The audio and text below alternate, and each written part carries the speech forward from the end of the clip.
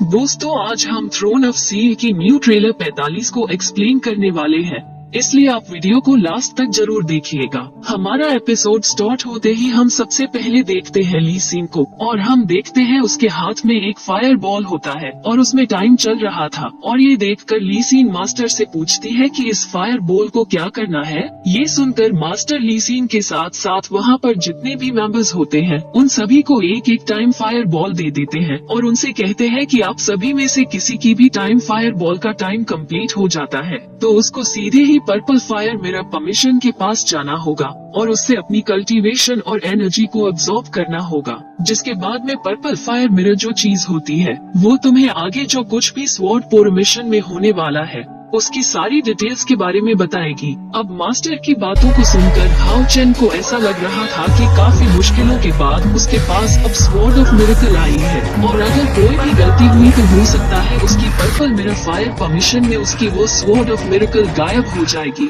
और इसलिए वो यहाँ पर कोई भी गलती नहीं करना चाहता था। और अब उसका टाइम आने के बाद हाओ चेन सीधे ही पर्पल मिरर फायर परमिशन के सामने आ जाता है। उसके बाद पर्पल मिरर परमिशन में वो खुद दिखाई देने लगता है। तभी हाओ चेन नोटिस करता है कि पर्पल फायर परमिशन में जो उसकी प्रतिबिंब है वो बिल्कुल मोह कर रही है, लेकिन वो तो खुद मोह नहीं कर रहा है और उस पर्पल फायर में बहुत सारी ट्रेजरी भी क्रिएट हो रही होती है। अब देखते ही हाओ चेन को लगने लगता है कि यहाँ पर सायर भी आ चुकी है जिसके पास में टेलीपोर्ट फायर बॉल होता है। अब सायर की परमिशन होती है वो बिल्कुल हाओ चेन के सामने ही होती है जिसे सायर बात कर रही होती है। अब ये देखकर हाओ चेन को कुछ समझ नहीं आता है आखिर सायर यहाँ पर कैसे आ गई और सायर की जो परमिशन है वो उसके ही पर्पल फायर परमिशन मिरर में क्यों क्रिएट हो रही है। वही दूसरी तरफ ली सिन फायर परमिशन मिरर में अपनी ही प्रतिबिंब को देखकर काफी ज्यादा गुस्सा हो जाती है और अपनी तलवार की एनर्जी को इंक्रीज करने लगती है, लेकिन उसकी फायर परमिशन मिरर में उसकी प्रतिबिंब बिल्कुल भी मोह नहीं करती है। वो सीधे ही फायर परमिशन मिरर की तरफ जाती है और उस मिरर को टच करती है।